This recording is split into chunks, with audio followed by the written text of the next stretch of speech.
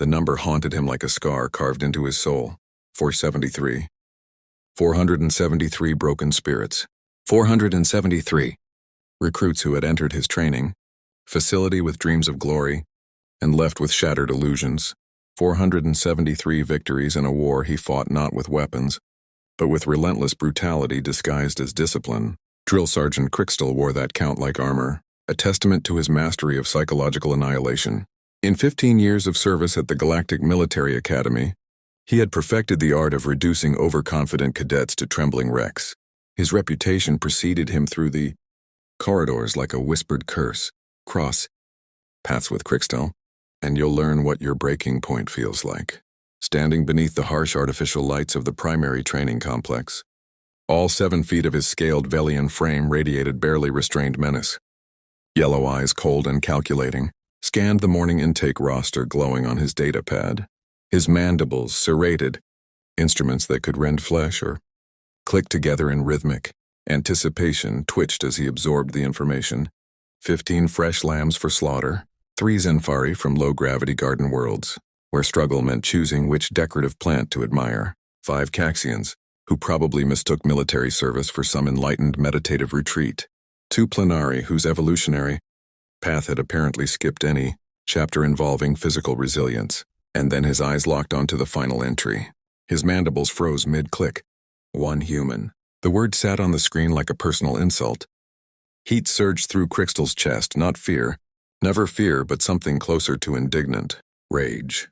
Deathworlders, the galaxy's most insufferable narcissists, convinced that surviving on a hostile rock made them inherently superior to every other sentient species. Magnificent, he growled, his voice a gravelly rasp that could strip paint from walls. A Deathworlder, just what this morning needed. Whisk, his plenary assistant, glanced up nervously from his own terminal. The small creature's tendrils quivered, a physiological response Crystal had learned to recognize as fear poorly disguised as professionalism. Sir, Whisk ventured, his voice barely above a whisper. The preliminary reports on the human indicate exceptional performance metrics. Endurance scores exceed standard parameters. Physical capability assessments rank in the 98th percentile across. Stop. Crystal raised a clawed hand, cutting through Whisk's recitation like a blade. Every recruit arrives here drowning in impressive preliminary scores. Then reality introduces itself. They realize that actual military training bears no resemblance to whatever recreational gravity ball games they dominated back home. Those numbers? He gestured dismissively at the datapad. Meaningless fiction. Whisk's tendrils contracted, a gesture equivalent to a human swallowing their words. Crystal continued, his tone dripping with contempt. Deathworlders are the absolute worst. They swagger in here drunk on arrogance, convinced that surviving high gravity automatically translates to combat superiority. Then they discover something crucial. Discipline cannot be replaced by brute strength. Technique matters. Mental fortitude matters. And when those lessons arrive, his mandibles clicked in satisfaction. They break just like everyone else, sometimes faster because the fall from arrogance is so much steeper. The training facility stretched before them like a cathedral designed for suffering. 200 meters in every direction, the space had been engineered with surgical precision to extract maximum pain from minimum effort. Obstacle courses twisted through one section like intestines. Combat rings dominated another zone, their surfaces stained with the sweat and occasional blood of 1,000 failed attempts.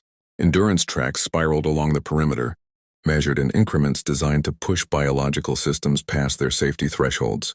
But Crystal's masterpiece, his true instrument of torture, lay embedded invisibly throughout.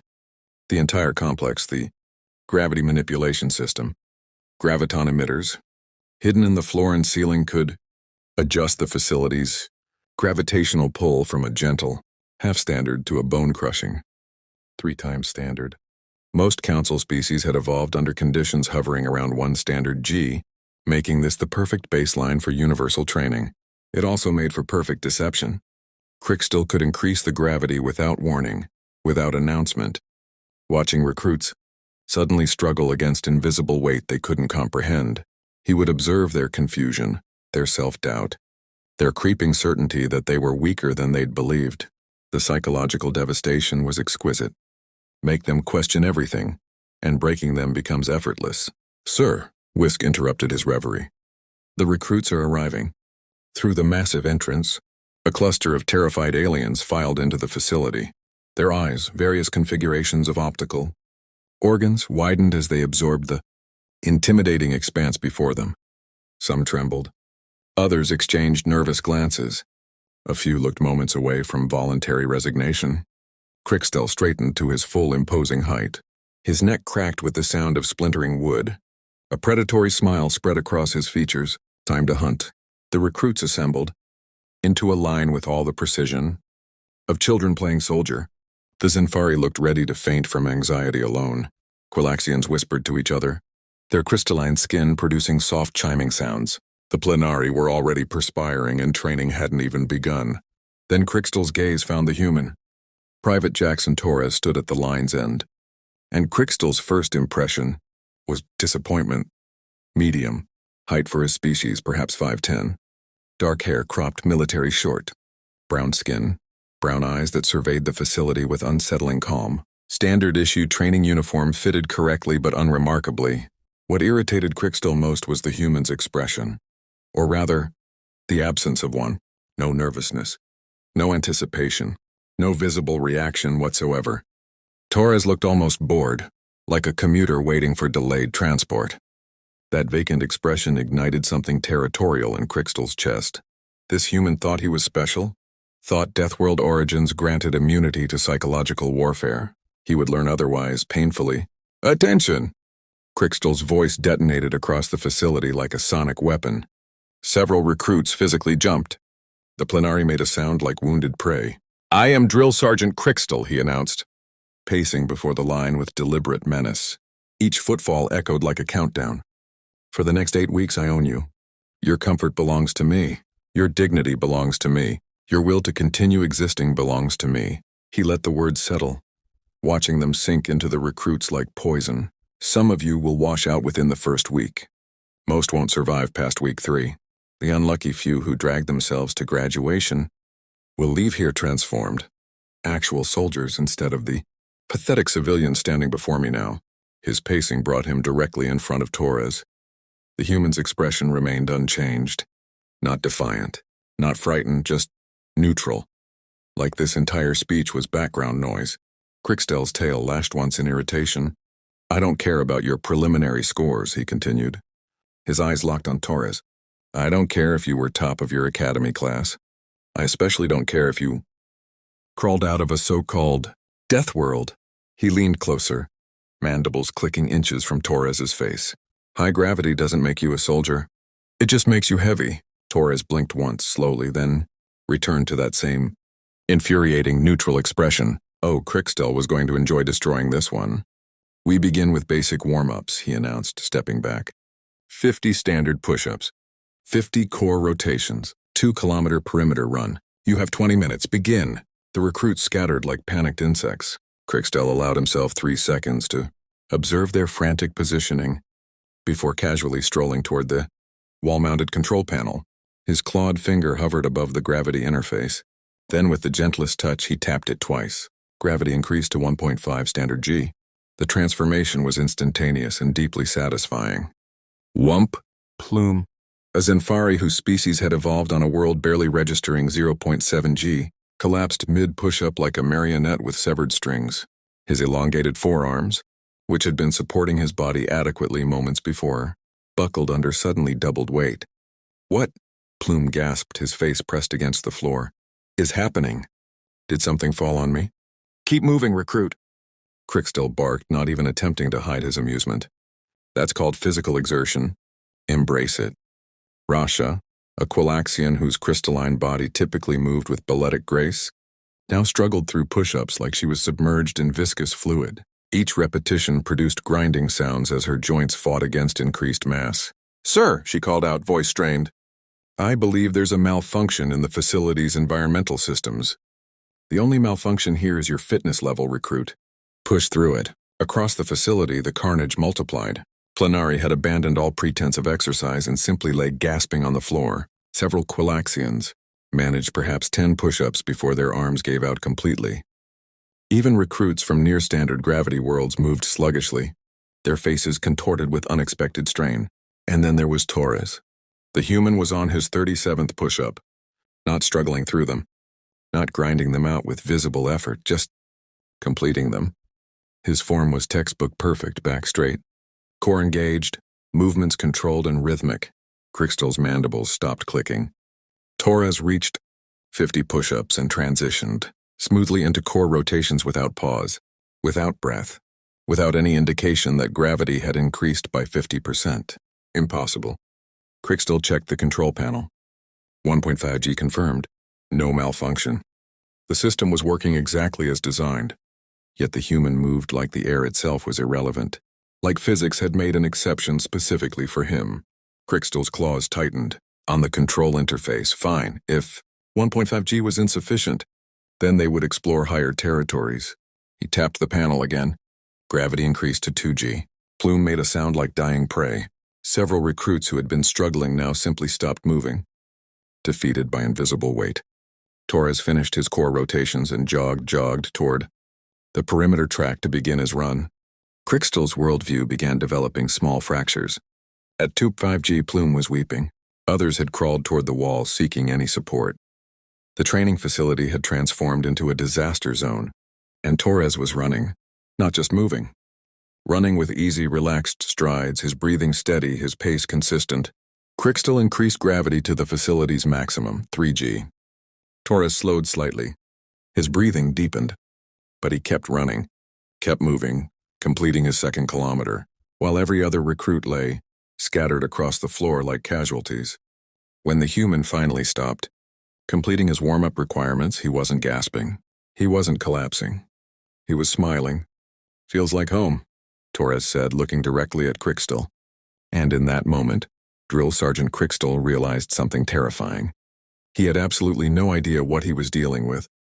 The silence that followed, Torres's words felt heavy enough to crush bones. Crystal stood frozen at the control panel, his mind attempting to process information that violated fundamental assumptions about biology, physics, and reality itself. Around him, the training facility resembled a battlefield after slaughter. Recruits, scattered like broken dolls, gasping, weeping, defeated by gravity that should have been manageable. And the human was smiling like he'd just completed a pleasant morning stroll. "Feels like home." 3 words that detonated Crystal's entire understanding of death worlds. Before he could formulate a response, the facility's emergency doors burst open. Commander Oryx strode in, followed by senior instructors, Threll and Vex. All 3 wore expressions, mixing concern and fury. "Crystal." Oryx's voice carried the weight of rank and barely controlled rage. "What in the 7 suns is happening in this facility? Our monitoring systems registered gravitational fluctuations at 3 times standard.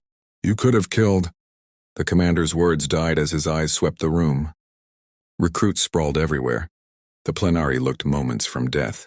Plume was crying actual tears, and Torres stood calmly in the center of it all, barely sweating. "Commander," Crystal began, but his voice emerged weaker than intended. "I was conducting standard stress evaluation protocols when you decided to triple the gravity?" Oryx's eyes blazed. "That's beyond standard protocols. That's reckless endangerment." "Sir." Torres's voice cut through the tension like a clean blade. "Permission to speak?" Oryx turned toward the human, his anger momentarily displaced by confusion. "Granted, Private." "The gravity increase wasn't dangerous, sir." "Well, not for me." Torres gestured around the facility. "I understand it was difficult for the others, but honestly, it felt really good to train under proper weight again. Made me realize how much I've been missing home." The silence returned. Deeper this time.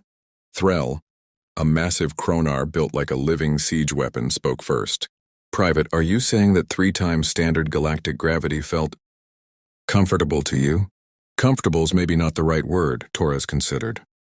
It was still below Earth standard, so a bit light, but definitely better than the 1G we started at. That felt weird, honestly. Everything was too floaty. Vex, whose species had evolved on a high-gravity world themselves, made a strangled sound. "Private Torres, our records indicate Earth's gravity is approximately 1.1 standard. Are you suggesting those records are inaccurate? Torres laughed. Actually laughed. Oh man, yeah, those numbers are way off. Earth's gravity is about 173 standard G. I looked it up when I first joined because I was curious why. Everything felt so light on the transport ships. The number hung in the air like an unexploded bomb. 173, Oryx repeated slowly, as if testing the words for structural integrity. You're saying you evolved under almost double standard gravity? Yes, sir. Pretty much everyone on Earth does. Well, there's some variation depending on altitude and latitude, but yeah, around 1.7 to 1.8 is normal for us. Crick still felt something fundamental shift inside his chest. All those years of breaking recruits, all that confidence in his understanding of physical limitations, and he'd never questioned the basic data. Private Torres, Thrill said carefully, could you describe your basic training on Earth? What did a typical day involve? Oh, sure. Torres brightened with genuine enthusiasm. So we'd usually start with a 5K run, full combat gear, which is about 20 kilos of equipment, then strength conditioning, pull-ups, push-ups, weighted carries. Obstacle courses came after that. Then combat drills, hand-to-hand training, weapons qualifications. Afternoons were usually marching exercises, anywhere from 8 to 15 kilometers with full packs. He paused, remembering. My favorite was mountain warfare training in Colorado. Higher elevation meant even higher gravity, really pushed your cardiovascular system. Some guys passed out during those runs, but that's how you build real endurance. For senior military.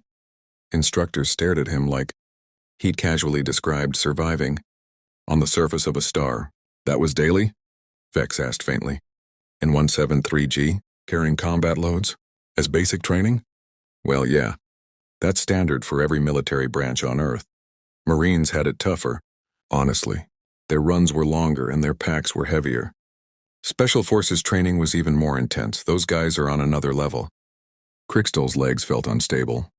He'd spent 15 years perfecting techniques to break recruits using gravity as his weapon, and this human had spent his youth training under conditions that would hospitalize most galactic species. Commander Oryx pulled up his data pad with shaking hands. Private, I'm showing your Academy physical assessment scores here. You ran 5 kilometers in under 22 minutes. That's already exceptional by galactic standards. But if you were running under Earth gravity... Oh, that was at the recruitment center on one of the orbital stations. Torres explained. So that was probably in standard G, maybe even a bit less. Felt super easy, honestly. I was barely trying. Barely trying, Threll echoed, his voice hollow. You ran 5 kilometers in reduced gravity while barely trying, and still posted times that exceed 90% of galactic recruits giving maximum effort. Torres shrugged. I mean, I ran track in high school. 5K was my event. My personal best was just under 18 minutes. But that was back on Earth, so different gravity, obviously. Oryx performed a quick calculation on his pad. His face went pale. 18 minutes for 5 kilometers in 1.73G is equivalent to running over 8 kilometers in standard gravity in the same time frame. That's not just exceptional, Private. That's inhuman. Well, technically it is human. Sir, Torres said with a smile that suggested he'd made this joke before. Nobody laughed. Crick still found his voice, though it emerged rougher than intended. Torres, when you first arrived here and we began training at standard gravity, what did it feel like? Honestly, sir, I thought the facility was malfunctioning. Everything felt wrong, too light, too easy. I kept accidentally jumping too high during drills and throwing things harder than I intended. Took me a few days to recalibrate my muscle memory. He looked almost embarrassed. I actually filed a maintenance request that first week because I thought the gravity plating was broken, and when I increased it to 1.5G, Crickstall asked, though part of him didn't want to know the answer. Felt better. Still light, but more manageable. Closer to normal. 2G? Getting there. Still below Earth standard, but in the right direction. 25G? Torres grinned. Now that felt like a proper workout. Still under home gravity, but at least it was challenging. Made me a bit homesick, honestly. The 4 instructors simultaneously sat down on the floor. Not because protocol demanded it, because their legs simply gave out. Crickstall stared at the human, who had shattered his entire career's worth of assumptions. Your entire species, he said slowly. Trains in conditions that represent our maximum safety thresholds. Every movement you make requires almost twice the energy we expend. Your bones are denser to prevent fracturing under constant pressure. Your muscles are built to fight against crushing weight every moment of every day. I guess. Torres looked genuinely confused by their reactions. I mean, we're actually pretty fragile compared to a lot of species. We don't have natural armor or weapons. We just, move around, okay? You move around like gravity is a suggestion you can ignore, Vex whispered. Behind them, Plume had finally managed to stand, though he looked like he regretted this decision. Sir, he called out weakly, if the human isn't struggling, can we perhaps return to normal gravity? Those of us who aren't planetary compression survivors would appreciate the ability to breathe. Crystal realized he'd left the facility at 2.5 G. He quickly adjusted it back to standard, and the collective sigh of relief from non-human recruits was loud enough to echo. Torres looked disappointed as his weight suddenly decreased. Torres, Oryx said, standing and brushing off his uniform with trembling hands. Effective immediately. You're being reassigned as assistant, instructor for high-gravity combat. Conditioning. You'll help train recruits on efficient movement under increased weight. Torres's face lit up like a child receiving an unexpected gift. Really, sir? That would be amazing. I've been wanting to help. Watching everyone struggle with stuff that feels normal to me has been really frustrating. Additionally, Oryx continued, I'm recommending to Galactic Command that we completely reclassify Earth's planetary designation. Listing it as 1.1 G isn't just inaccurate, it's dangerously misleading. Any military operation that assumes humans operate under those conditions will severely underestimate their capabilities. Vex nodded. If Torres is average for humans, and I suspect he is, then we've been classifying an entire species of natural-born, heavy infantry as moderate deathworlders. Crystal looked at his datapad, at the file that had listed Torres as just another recruit to break. He made several rapid notes, not about washing him out, not about defeating him, but about learning from him. All right, recruits, Crystal called out, his voice regaining its commanding edge. Break time is over. Torres, take Plume and the others Enfari through basic movement drills, show them proper breathing techniques, and weight distribution for high-gravity operations, as recruits scattered to their new assignments.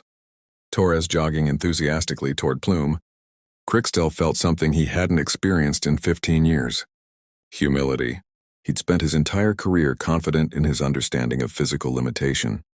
One human, one cheerful impossibility, from a crushing death world had taught him that capability existed on levels he'd never even imagined. Sergeant, Torres called over. Should I teach them the breathing technique we use for high-altitude running? Or should we start with basic load-bearing posture? Start with posture, Crystal replied. Then we'll work up to breathing. And Torres? Yes, sir? Thank you for reminding me that the universe is full of surprises. Torres grinned, that same easy smile that had started this entire revelation. Anytime, sir. That's what we Deathworlders do best. As Crystal watched the human demonstrate weight distribution across multiple limbs while discussing optimal cardio to strength training ratios, he made a private vow. Never again would he assume the training manual contained everything he needed to know about a species. Some lessons apparently required gravity. Lots and lots of gravity.